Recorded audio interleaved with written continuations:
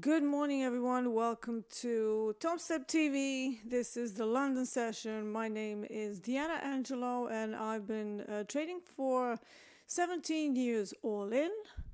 12 out of those 17 years, I've been trading futures, specializing in crude oil and gold, but I also dip into equities here and there.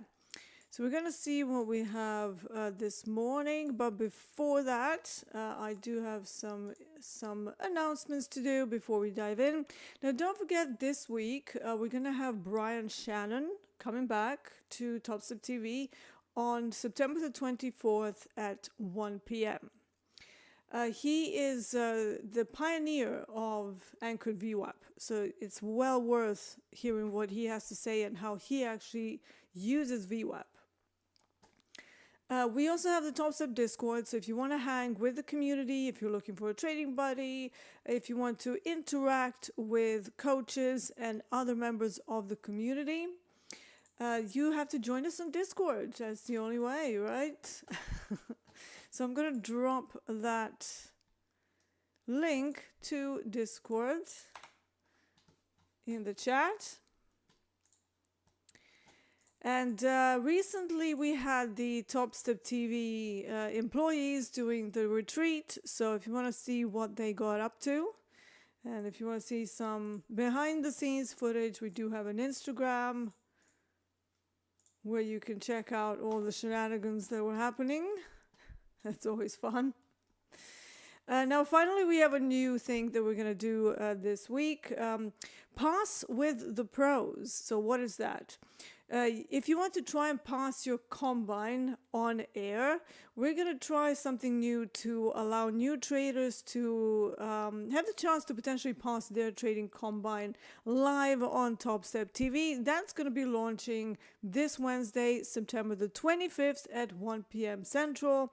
I'm going to drop a link to that as well, just in case that you guys want to come and try and get some help from all of us on air. So that's all the forums today. So we're going to have a look at what my favorite instrument, crude oil, is doing this morning. I'm having some slight troubles with some services this morning, so I'm gonna see if I can sort that out at some point today. So therefore, I'm not really rushing. Now on the 4-hour chart, we do have some localized demand here. Now this demand here might be more of a speed bump or unclean arrival, as the supply and demand traders like to call it. So this means that we could see some further upside. Obviously, we had a huge recovery. So if we start from a very large time frame, weekly demand, we have some low volume nodes where the market turned around very quickly. We're knocking on the lows of one of the previous week's lows.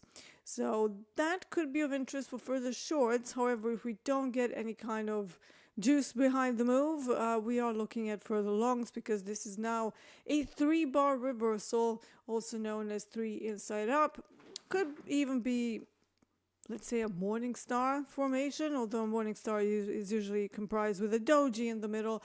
But on that large time frame, whenever you see something like this happening, there's a very good chance that we are in a recovery period. That's also why a couple of weeks ago on my own channel, I was saying that I have on the old contract 7140 as sort of a line in the sand, whether we are truly in a recovery or whether it was just a relief rally.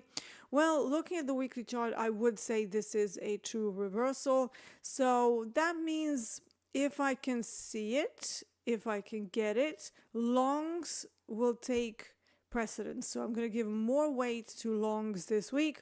But of course, anything can happen, right? It doesn't mean that it is going to go higher. It could mean that we may have a possibility for the market to dip back towards some of the areas of demand that we've now created as brand new levels. And then maybe we can look for longs, and that can take a couple of weeks. It can take the entire week. But generally, when you see a 3-bar reversal, we are opening with some gap here as well. that tends to mean we do have some scope for further upside. So, but remember, this is a weekly chart, so we're not going to be taking any trades from the weekly chart. It's just there as a directional indicator. It is there to kind of tell us that, you know, maybe larger time frames are looking at these areas as a potential reversal. So going down to the daily charts, the actual supply that I'm seeing on this contract now, which is now an November, sorry, it's a November contract. The nearest visible supply is up at 72.28. And we do have some levels here on an intraday time frame that we may be able to fall back on even. Some low volume nodes right around here that where we're seeing this sell-off from 71.39, 71.46, and then that goes all the way up into the balance area to 72.88, so 72.88, yeah. And that kind of matches what I'm seeing on the supply and demand areas as well. So again, remember, I would be long inclined for the day. If I see exactly where we're located, we're trying to accept London value from Friday. However, that value is really not that large. It's only 26.6. So for me, I don't think I want to be trading today during London purely because of that. I'm going to check edge full as well for something just to make sure that I'm not reading too much into this, but generally if we open with not a lot of volume for London, that tends to mean that the party is probably not going to be for London, and that means I have to wait for something else. So let's see, just need to create a custom session so that I can see how we opened.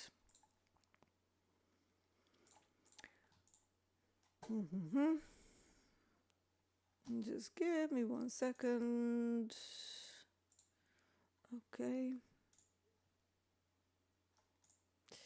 CL. And then we're going to have a look at some of the other indicators as well. Right, so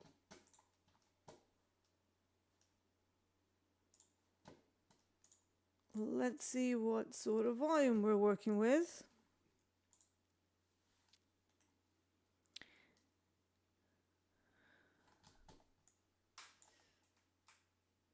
Thought I had the volumes up here as well, but for some reason I don't see it. It's probably because it's on one of my other charts. So let's add that.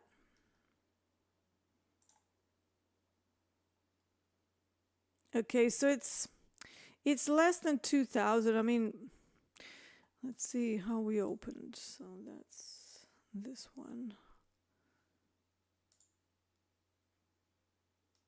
Yeah, I mean, we're still on kind of the lower side, lower end of this. Yeah, I would probably wait until NYMEX today to see what's happening. And also just looking at, I mean, the size of the initial balance is kind of okay.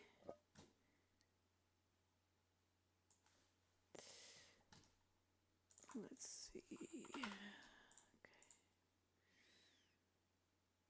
Yeah, but London has fallen to 100 ticks for the average session range, and that's not great. So I usually have a cutoff point whenever I want to include a product for a particular session. I really want to see it at least at 150 ticks for that particular session. So in London, that would mean shortened hours, really. So 8 a.m. till 2 p.m. my time, I'm in London. That would be something to consider. So even if I do get involved here, I don't expect to see any kind of fireworks just yet. And it is Monday, you know, it's kind of slow-ish.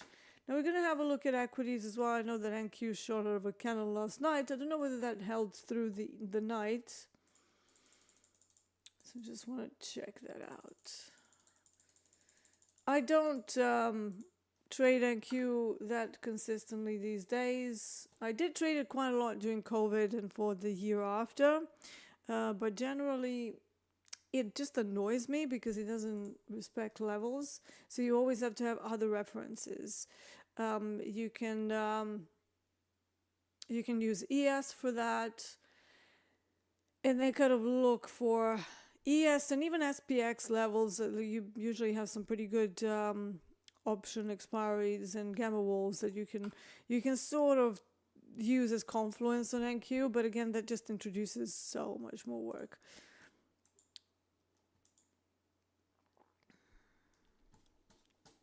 So we're gonna see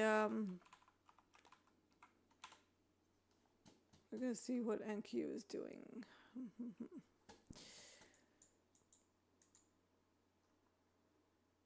NQ, there it is. Yeah, I'm still having some troubles with my other platform here, so let me just drag this out.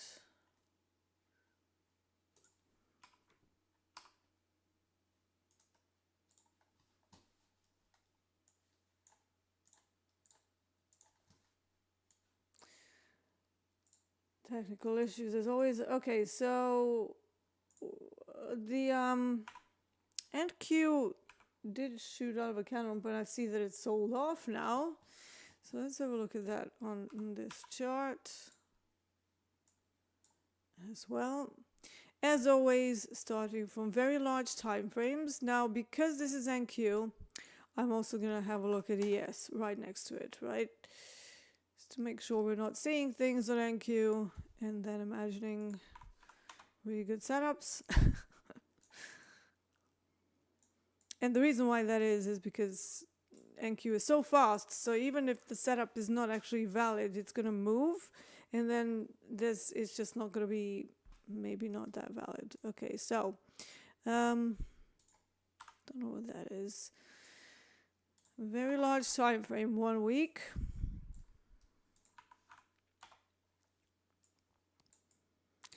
I think ES is at all-time highs from what I can see. Yeah. That introduces a layer of complexity. However, NQ is not at all-time highs, right? It's quite far away. And in fact, from the very large time frame, it's kind of middle of nowhere for now. So that's not really giving me much. Let's go down to the daily chart. Daily chart, some localized distribution here overnight on ES. I suppose NQ is kind of following that. There is a good chance that we go lower to test maybe some of this area of balance around 197.60, which kind of corresponds to 5,700. Let me see if I can grab some more levels. That might be interesting to us. Okay, what am I looking for? Let's have a look at ES levels.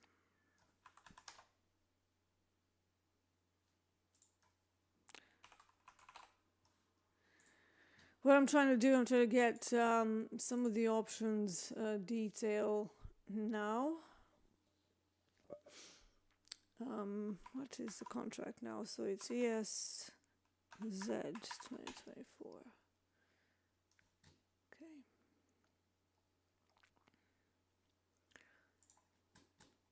And let's have a look at that. So I'm just going to need a minute here because this is another piece of data that needs to be digested.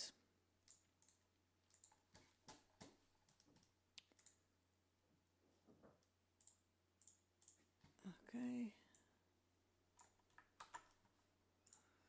Let's see where we're at. All right, so I have a level of 5750 on ES that's of interest, and then nothing really up to 5800s. Maybe a bit of a speed bump at 5770, but generally I think this is bullish. You know, I think equities are bullish. I think this doesn't have a particularly good reason to go down right now. And I see some questions. I see a question about the SPR replenishment.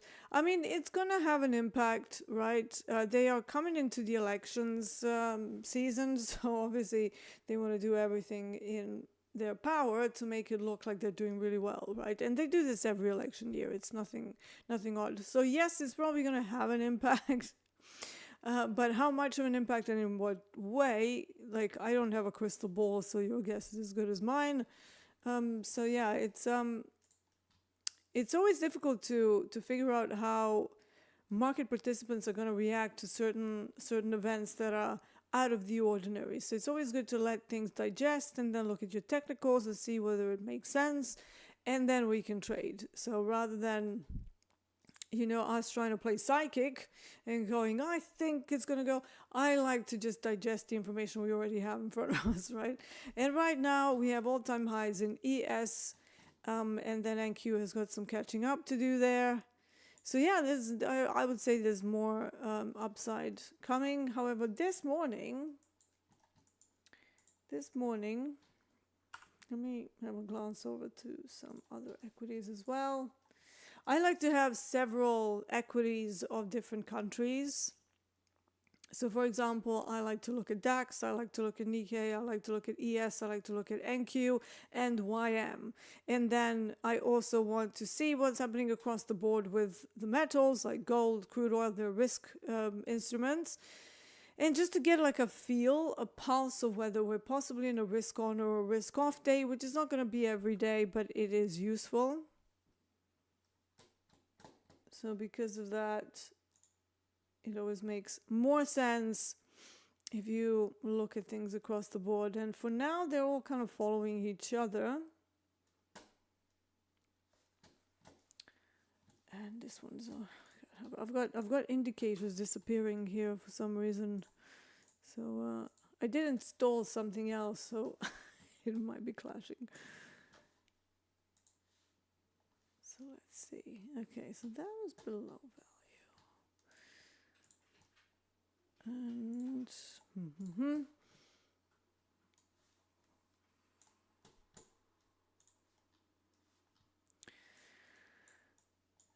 okay, so just looking at everything, we have Nasdaq opening above value but trying to accept value, whilst ES is inside value this morning.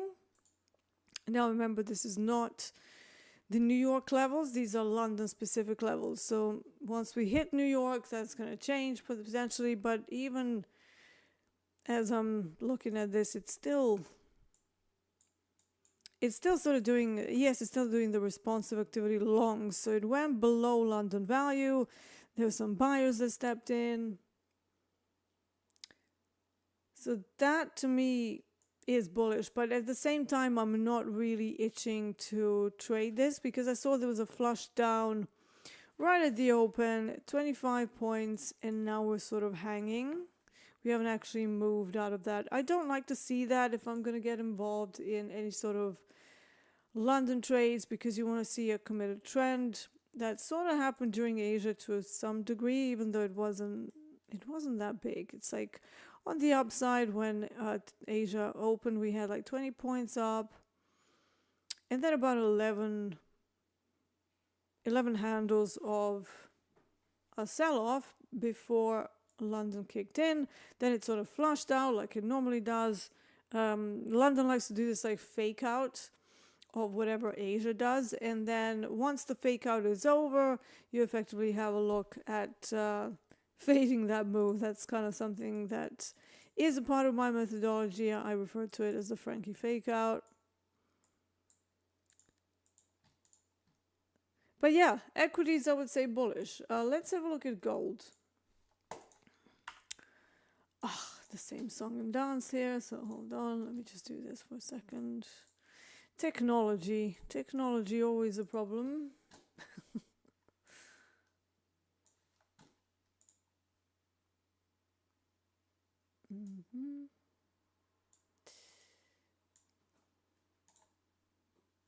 Okay, so gold. Gold. Again, all-time highs. That's always difficult. It means when you have all-time highs, you have to do some like measured moves. And the way you would do that, you would have a look at the pullback that's happened previously and then kind of extrapolate where it's going. Well, we've kind of moved one time over the measured move. So can we reach 2 times over? That's anyone's guess. Right now we're seeing a bit of a sell-off into the beginning of this week. And let's have a look at the intraday day time frame. Balance sitting lower at 26.17. Very possible that we go and reach that. So again, unless we start to accept that range, I'm probably gonna not look for shorts in gold unless something super obvious happens, and then we can trade that. I can see my crude oil is again trying to do the same thing that others are doing.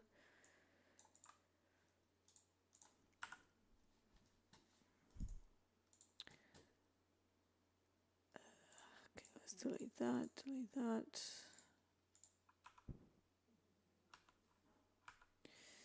It trying to accept value. We do have a potential for a fake out here on crude oil. But also that value acceptance. So I'm going to wait. I'm going to stay patient here. All right, gold. There is a bit of a distribution overnight, which we're trying to go against now. Again, that Frankie fake out is in session. One of the areas that I might be looking for further longs in gold is 26.40. But if we don't manage to get any committed longs from there, then I will be looking at this 26.18, 26.17.9 as the edge of the balance. And I wouldn't be surprised if we get there, that we can start to chop around and then to go all the way down to 2600s, where the edge of that balance is. So definitely some areas of interest. Again, all of these levels are not a signal service. They're kind of like interesting points that could change the market state. So you're not supposed to be looking at them as D said go long at 24.16.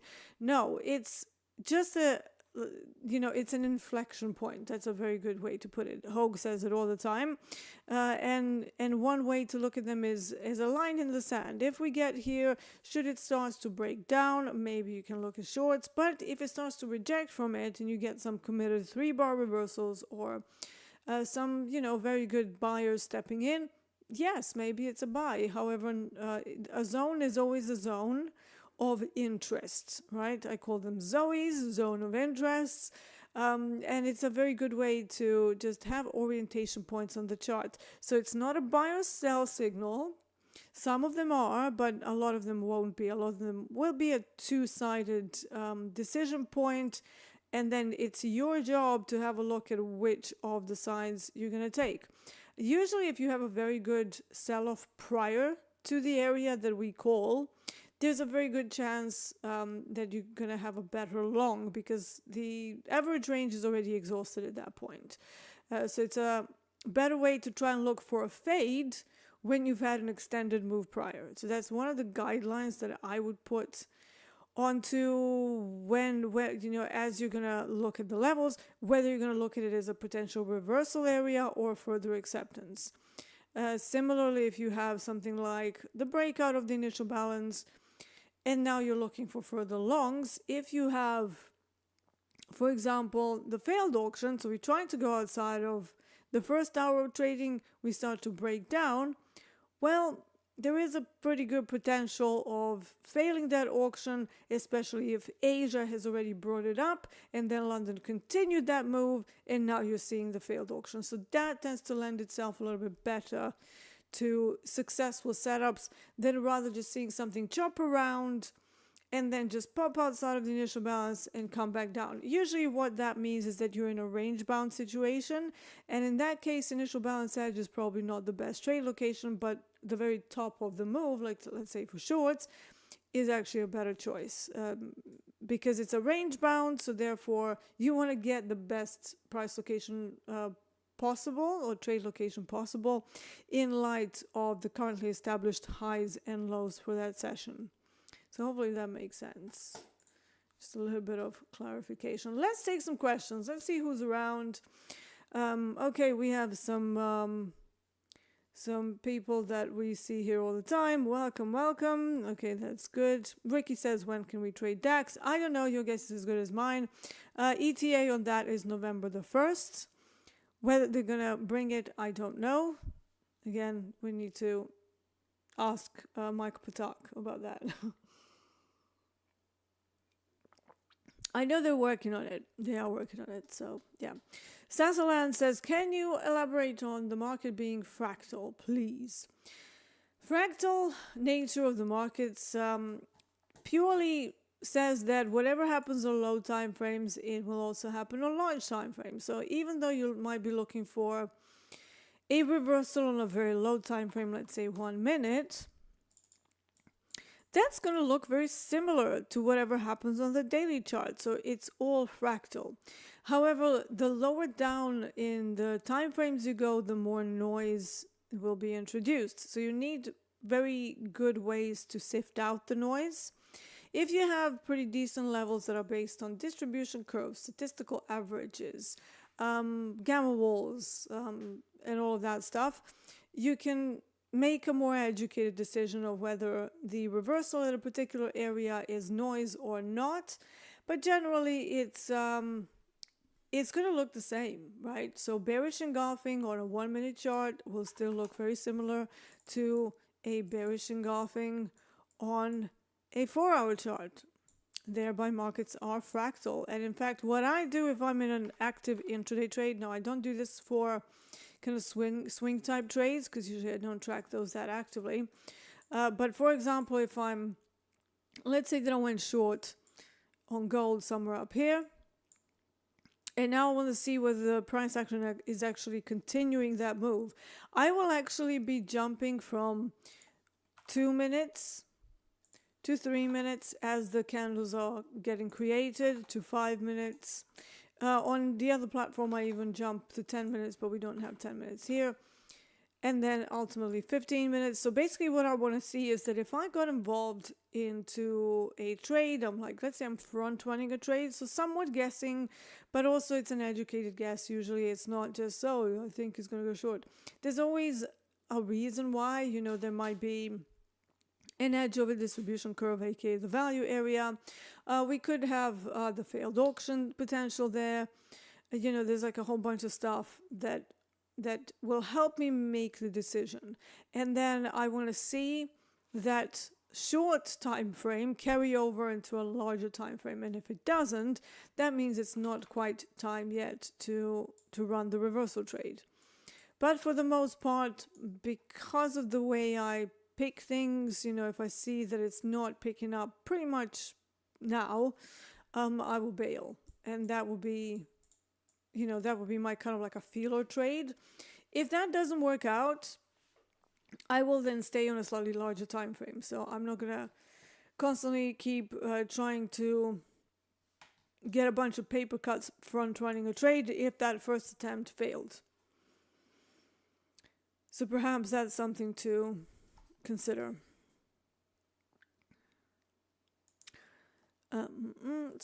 Let's see more questions. Joe says, in the volume profile, what does the yellow shade represent? Is a value area. I believe it's the other way around. I think the blue areas are the value in the distribution curve, and the yellow is the overall volume.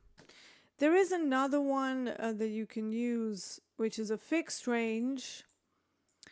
Here it is. Now the fixed range, again, the white will be the value area, and then the blue will be just the overall volume. So yeah, and this one will change as I kind of drag the chart. So it's the visible range. So whatever you've got on the chart, it's gonna basically slave itself to like whatever you have there. Which value do you give more importance, volume profile value or TPO profile? I look at those so first of all, they are similar, but I find that when I'm looking for intraday trades, TPO value has a lot more detail for me in it, because I can also see how the TPOs are reacting. I can also see whether we have single prints or not. And sometimes that's not terribly obvious on the volume profile. But when I'm looking at large time frames, I don't really see much use in just the TPO value. So that's when you will see me go more towards the volume area, because that's more similar to the supply and demand and the stuff that I can see there. Even though I start all of my analysis from the supply and demand concepts, from large time frames, I will use volume areas to figure out which ones are more likely to be reactive. So for example, if I have a thin area, let me make this slightly smaller and thereby make this a bit bigger. So for example, if I'm looking at longs, and I can see a bunch of demands on the way up, but they all have like a lot of volume, they all have heavy distribution. Whereas I know that the ones that tend to react the quickest and give me the quickest reversals without putting me in a chop for about 3 hours, they will have low volume. So I will try to locate areas that have a lot less volume, and then I will assign more weight to the ones that are located in the thinner part of the volume profile. So I kind of match up the ideas from the original supply and demand concepts, and I effectively use the information from the volume areas to give me more resolution. But when it comes to an intraday setup, when it comes to my failed auction, sustained auction, auction fades, things like that, neutral day type, I will look at TPO value and TPO profile almost exclusively. Right?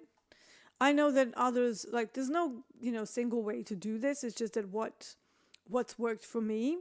I know that somebody like Robert, our coach Robert Cooney, he looks at volume profile from the current day, and then he just trades that way. But we generally come up with very similar areas, and that's kind of the theme of anyone who's traded for any length of time.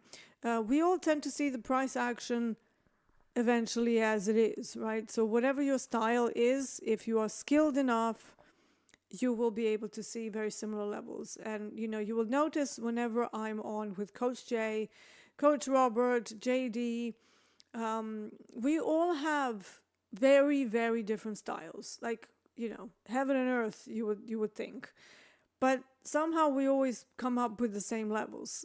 So that tells you something. It tells you that everybody has a pretty high level of skill, and that ultimately whatever price does, it's going to remain on the chart in one way or another as something that we can use going forward to test our hypotheses, if that makes sense.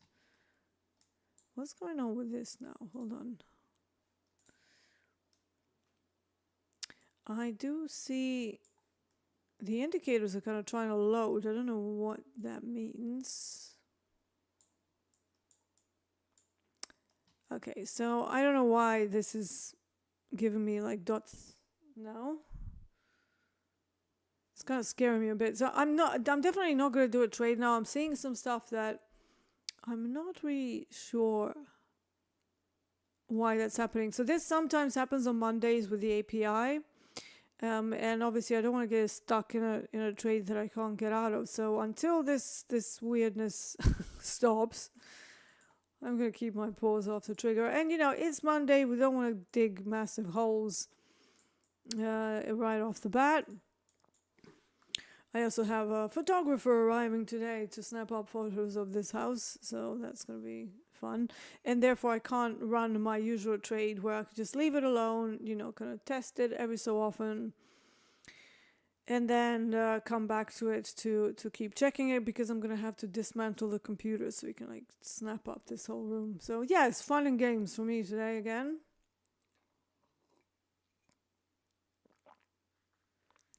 Blue Boy has a very good point. I just look for prices I want to buy. So obviously Blue Boy D has very nicely defined areas where he wants to be a buyer, wants to be a seller. That's a very good way to do it. So he says, won't pull the trigger for no good reason. Yeah, and I'm criticized for doing the same, right? I have my levels that I want the price to get to, but here's the difference. Here's something, food for thought, right? If you're chasing, so you have a good level, let's say average session range high during London, very reactive, right? Even during the first parts of NYMEX. You have that level, but we're further away from it. And you know that that's a high probability level. So what do most people do? They do a bunch of stupid trades in the run-up to their level. It's like, oh, why? Just wait until it gets there. Oh, but it's moving. We have to be in. We don't. And, moves on the way to the good levels are low probability areas, right? Sure, you might catch one. Yeah, you might. But is it a true edge? That's what you need to ask yourself. Is that a true edge? And are you actually messing up your edge if you're trading in between the high probability levels? Absolutely, I would say 100%. So you would be effectively minimizing your edge by trading around stupid levels that are not really levels. They're just like reactionary areas on the way to and from an area. So if the move has already happened, I see many people trying to chase. If it's like within 10 ticks, maybe 15 ticks from the level, I might try and get involved. But if we've moved away 40, 50, 60, 70, 80, 100 ticks away from the original level I was looking at, that trade is gone. It's like, it's gone. You're now running after a train that is leaving the station. So think about that, right? And like I said, I always get criticized for being, super selective over my trades. It's like, oh, VWAP, let's short. Bounce from VWAP is not a setup that I take on crude oil during London. It is a setup that I will take towards the end of the day in like NYMEX session. If we're going into settlements, if we've had, let's say, a good sustained auction, and if we get to VWAP and we cannot break through it, so then I will get involved. That's then a high probability setup, right? Up until that point, it's just nonsense. It's like nothing. And you don't know whether you're going to end up in a neutral day type, which is a high probability outcome for crude oil at this time of day. So by going off, short or long of VWAP, that's just going to mess up my edge. It's like, why would I want to do that? So, you got to be patient. The biggest challenge in this game is not doing stupid things. Like not doing Muppet trades on the way up to your levels. And somebody actually sent me a message that has Beaker on it. And if you don't know who Beaker is, go look up Muppets Beaker. And it says, no Muppets trading or something similar. So that was quite funny. And he said he has that poster on the wall to remind him. All right, let's have a look at some of the other... okay, here's someone asking a question. When will Topstep have the ability of more time frames to choose? What is the platform you like/use the most? Okay, so I'm not that connected to any particular platform. Like whatever the prop firm wants us to use, that's generally what you use. And over the years, I've done Bloomberg Terminal. We've done something called Fusion, a whole bunch of sort of in-house software that is, done by the firm, or it's a white label software of some kind from another platform. For my charting, I do use MetaTrader 5 because back in the day I was a Forex trader, and back in the day we decided to make indicators for that platform. We are now translating that into NinjaTrader, so that's going to be something coming towards the end of the year, maybe beginning of next year. I do have a software development company that's pretty well known at this point, and that's why I stick with that. So on my other screens, I do have my MetaTrader with Blackjack indicators, but I also have Bookmap and I also have NinjaTrader too. So it's like, I'm not particularly fussy about which platform I'm going to use, but obviously I have the one that is always a constant so that I don't have fat finger mistakes or anything like that. So I can do all of my charting, drawing, clicking, and everything over there. And then, over here, I am showing you some of the processes, but ultimately, most of my charting is usually done on another platform. And then I use this as execution, if that makes sense. But yeah, when are we going to have more time frames? I mean, how many more time frames do you want? This already has like 15 seconds, 1 minute. Okay, they don't have 10 minutes, but they have 15 minutes. I'm guessing you're asking that because you enjoy odd time frames, and I get you, because I also enjoy using like something like a 12-minute chart or a 20-minute chart, as I'm trying to figure out whether we do have some juice on the move or not. Keeping a pulse on it. Now, if you're finding any value in whatever I'm saying here, guys, give me a like, give me a subscribe. Obviously, TopstepTV, we're growing. We want to get this channel to overpass CNBC and Bloomberg, and we're not going to be able to do that without your help. So tell your friends, tell your buddies, tell your dog, tell your mom, tell your dad, tell everybody. To come and subscribe to TopstepTV. And like I said, if you're finding value, click the like below the video, not the one in the chat, although I do appreciate those as well. But click the like below the video to show the YouTube algorithm that you like what's going on here, so that it can be pumped out to more people. All right, let's have a look at some more questions. Cedric says, some tips to avoid noise from liquidity providers in the order book, what you call sandwich, if I remember well. Yeah, so there's a thing on ES and even on NQ, as Jay said, they were there in NQ during the summertime as well. I call them sandwich algos, and what they are, I don't think they're active during London, but they're very active during New York Stock Exchange. Well, if you are subscribe to Bookmap, for those of you who are, you will notice that Bookmap has come up with a new thing that they're calling Trade Pro or something like that, and it removes algorithmic activity to uncover the true liquidity. So that's something that they have done as an initiative to battle some of these what I think are illegal algorithms, but for some reason, obviously it's an institution running those, because in order to track price with that amount of size, that's not going to be you, that's not going to be me, that's not going to be someone trading 15, 20 contracts. It's going to be somebody who can plop in 200, 300, 400, 600, 2,000 contracts, then partial them between the price, up and down, and then track it. So it's a form of spoofing, right? This is what I've been saying. Like, how can they get away with this? But they do, and nobody's come after them yet. So I don't know if any regulators maybe sometimes watch TopstepTV. Maybe do something about that, because we're not happy. So yeah, if you are also struggling with, looking for real liquidity because of the algo bros, take a look at the Bookmap new algorithm remover, because I think that's actually going to be pretty useful. Because I don't want to see what the sandwich algo is doing, right? I don't care. They never intend to fill those orders, right? So I would like to see true liquidity, and this tool can definitely help. So I'm actually going to be installing that today, right? So I didn't do it yet because, well, like I said, I've got a whole bunch of stuff with like real estate happening at the moment. And as you know, that's one of the more stressful periods in people's lives. So, yeah, and you have to do like constant cleaning, and it's the bane of my existence at the moment. Anyways, so that is the tip, one tip that I can give you to deal with sandwich algos. Platinum, please, NCR Legend says. Okay, Platinum. I haven't looked at Platinum in a hot minute. So I'm going to have a look at what contract we're trading in first and foremost. Let's see. Let's use gold placement for Platinum.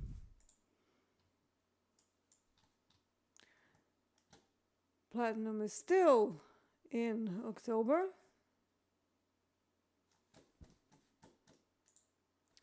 Let me just get my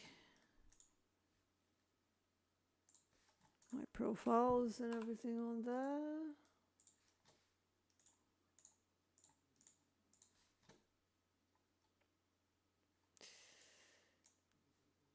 Okay, just to get some basic information there. As always, we're going to start on a really large time frame. So for me, it's going to mean a monthly chart. That's not telling me much. Weekly chart. Then usually continuous chart has some better candles, but that was very gappy, so no. All right, so we're in an area of balance on the weekly chart. On the monthly chart on my other platform, I can see we are coming from a demand area, which is somehow not visible in Topstep. Now, weekly chart has some areas of interest at 931.3. So let's put a little rectangle there so we can start seeing where we are. So this is the demand area on a weekly chart. And then we also have an originating supply up here from about 1047 roughly, and then also a pop into that area and a reaction from it. Now we have what I like to refer to as offspring supply, but we haven't quite touched it yet. I mean, I suppose if I can make it a little bit wider and speculate that this first green candle at 1004 was the one that was the kind of starter point of the market shift. Maybe we can say that we hit that as well, and now we're kind of just stuck between those two areas. But remember, this is the large weekly chart, so I know that on this particular time frame I'm in the middle of nowhere, and you can see that the EMA bands are very, very flat. So immediately from a swing point of view, this is not a great location. Now the daily chart looks a little bit better. We are still moving away from the highs and into the middle of the range. So again, not a cause for any kind of a swing trade, but we may be able to find some intraday setups. Platinum is exhausting the average daily range already from this London move. They opened it below London value and just sold off. So now we have a potential for mean reversion higher.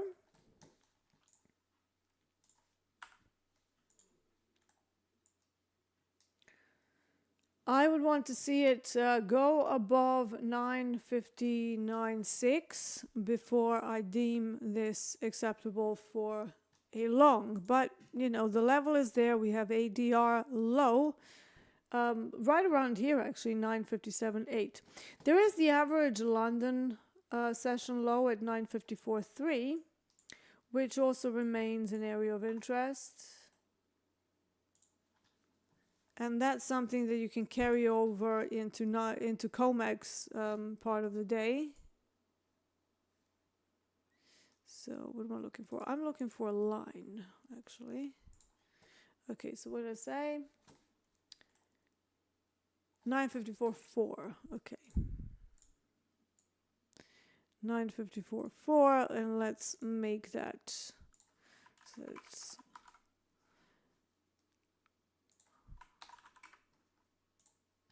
let's make that dashed, because that's how I like to have it on my Blatek DR indicator. So there it is. So average session London low, and then we have average daily range low, literally right around here. So I'm gonna put that down as well, maybe in a dotted line.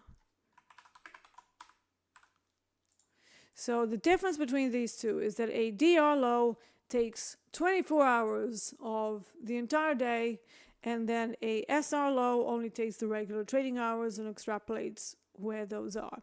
So we are in an area for potential fade. We've moved quite far away from the 9 EMAs, and that always spells some sort of a potential for mean reversion. So that's actually a pretty good point. So I will be stalking this, stalking. I will be stalking platinum today, and thank you for bringing that to my attention. Hades Futures says good morning. Good morning, Hades Futures. Creative Capitalist says, Dee, a friend keeps asking me about algorithms and how are traders able to trade and make money when AI can interpret and do it all without human emotion. Okay, let me ask you, what is it that AI is doing? It is aggregating information from the internet and spewing it out in a natural language processing style to make it look like it's like talking to you, right? That's the extent of AI models right now.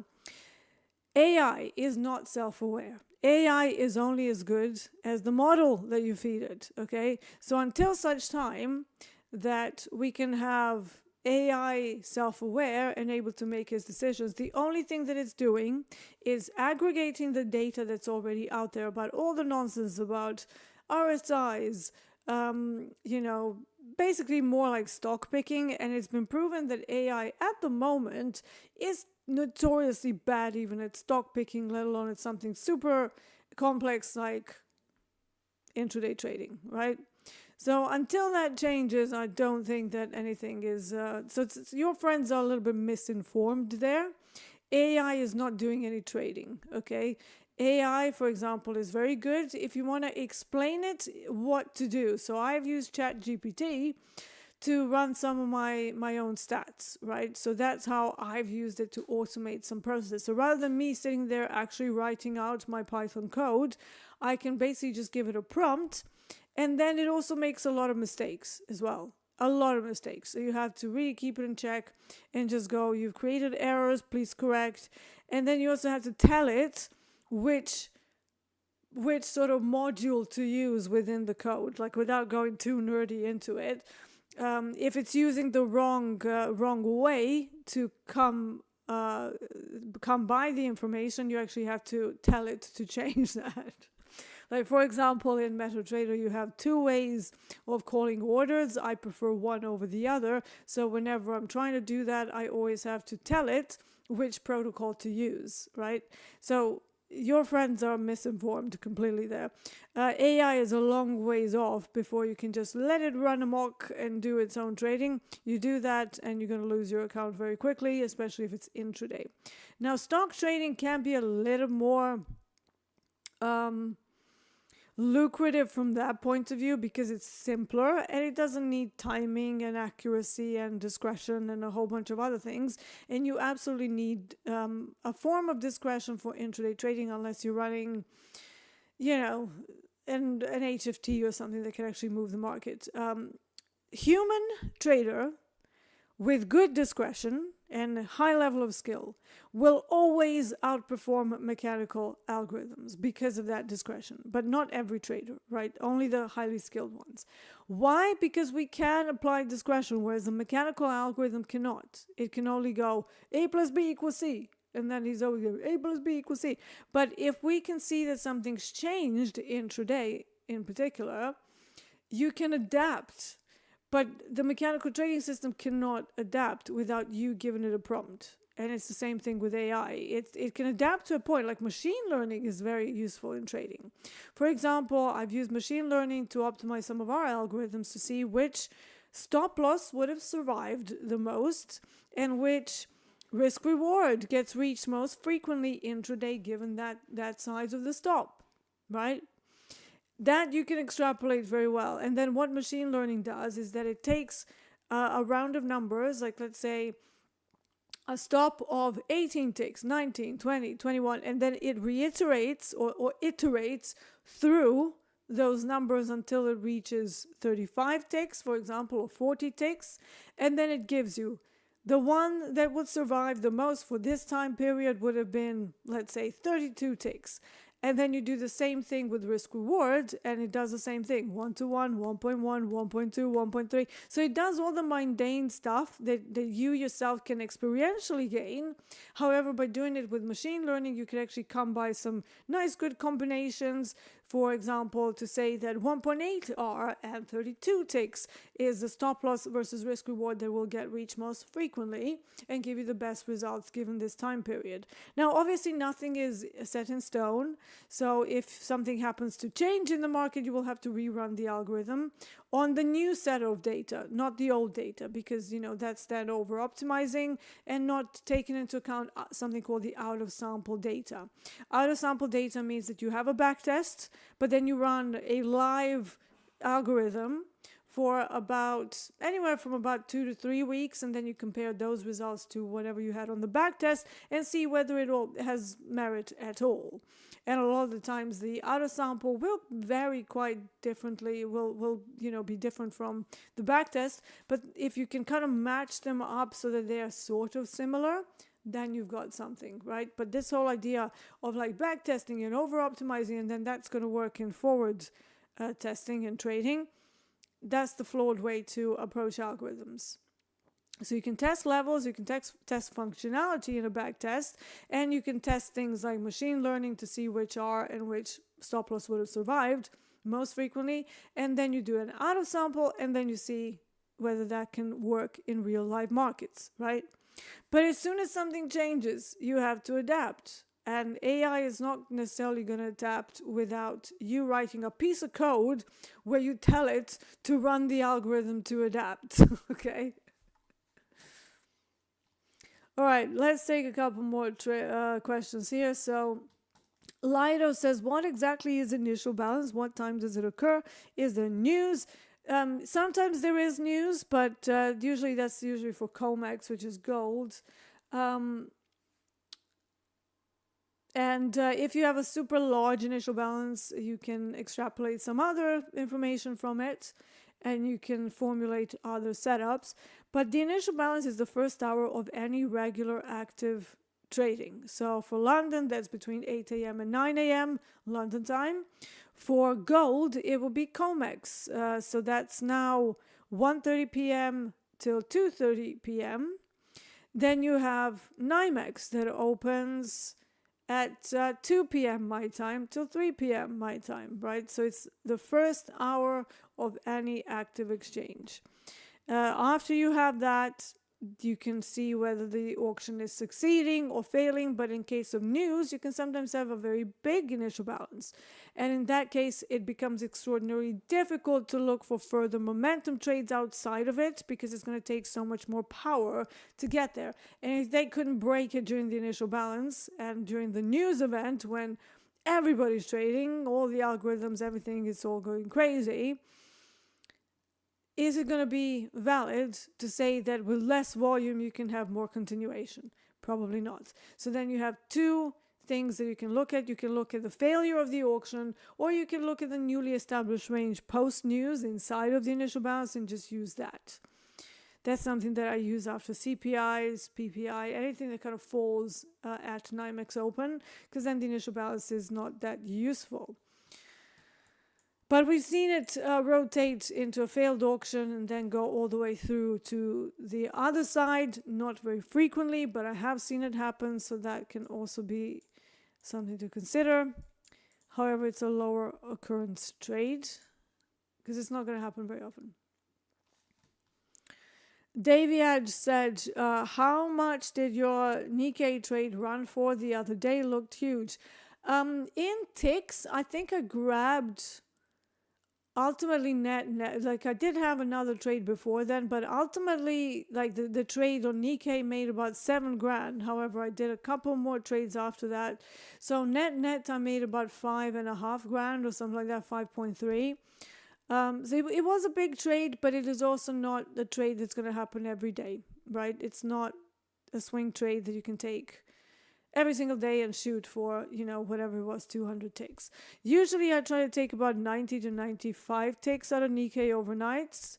But because we had the catalyst from the FOMC rate decision, 0.5 basis points is a lot.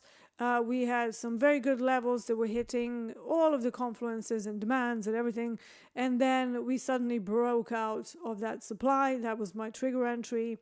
And then I just looked for a good area to get involved. I got it. There was a test during London, test of the entry. So again, if I'd put it on break even, I wouldn't have extra 5.5 grand now. In fact, I would have zilch because I would have been knocked out. And that's why I'm against break evens, especially on swing trades. You can say that if you're doing scalping and stuff and something moves away from you very quickly and it moves 2R and then you're aiming for more, there is a good reason to maybe take half off and then put the rest on break even, because it's 2-to-1, you effectively remove risk. So that is the point where even if you were to keep your stop loss at the same spot, you're still net looking at zero risk trade. But a lot of people then like to further remove risk and to put it to break even. I don't like the break even trade. I would rather partial a trade than do break evens. So that is my preference. It has nothing to do with anything else apart from my preference. But just know that if you are cutting something in half and moving things to break even, yet your trades never go past 1-to-1, you're not doing much to protect your over position. So if you're risking 300 to gain 300 and then you stop messing around, however, at the same time, you always let if the trades don't go your way immediately, you always let it hit -1R, you're ending up in negative R on your profits. So if you're not making money, that would be why the numbers are not on your side. And for that sort of style of trading, you need to maintain accuracy at all times around 60, 70, 80%. Anytime you go down to 56%, that's the cutoff point. Anything over that on 1-to-1, you are losing money. This is why I preach 2-to-1s, 1.5-to-1s. Why? Because your accuracy can fall to 40%, even 35% on 2R multiples, and you'll still remain profitable, right? It just makes things a little easier, a little more stable going forward. Systems that rely on very high accuracy also have high variability, which means a lot of drama. So it's like one day you're up 5 grand, another day you're down 5 grand, another day you're up 10 grand, then again you're down 8 grand. So overall you're sort of profitable, but net you're not moving the needle in the right direction. So I do my slow trading, and usually as soon as I start running into decent market conditions, I rack up like bumper days really quickly. That's why I'm not particularly bothered with drawdowns, right? Because I know how things work on higher risk reward. And then, 2 weeks of, positive market conditions make up for anything that might have happened in the previous months, right? It's just the power of high risk reward. But because of that approach, you have to be extremely selective with the type of trades that you take. Do you find it useful to pay for a magic key? So magic key, I mean, if that's the same thing that they have on, I think that's a Forex thing, isn't it? From what I remember. Okay, so I personally don't find that very useful for futures. Why? Because futures don't have nano contracts. They have micros, but they're different contracts entirely. So for example, on ES, you can't just do 1.1 lot size. You would have to do 1 large and 1 micro, right? 1 mini, 1 micro in order to make that work. So no, for me, the magic keys is not very useful. And if you're a newer trader and you still are not sure what appropriate risk should be, then yes, but just make sure that you realize that in futures there's no middles, so there's no 1.5, 1.2. It's either 1 or 2. There's no middle ground, right? So for me, no, but for you, it might be useful. For a 3-bar reversal, do we care about location? Yes. So location is everything. Location, location, location. There is a real estate program in the in the UK that's called location, location, location. And yes, 3-bar reversal in the middle of nowhere means absolutely nothing. Nothing. All you're going to do is get chopped up. You need levels. 3-bar reversals middle of nowhere means nothing. So let me leave you with that today. I'm going to have to leave you now because we're 6 minutes over anyway, and I do have people coming in. So, yes, you need confluence, and then you need price action to justify going in there. So A level first, and then after that, price action reversal, which could be 3-bar reversal, for example. Thank you so much for being here with me. As always, super intelligent questions, really good questions. So let's see what happens today. It's Monday. Don't dig a huge hole. Take it very slowly. And I will see you again tomorrow. Enjoy the rest of the broadcasts. Take care.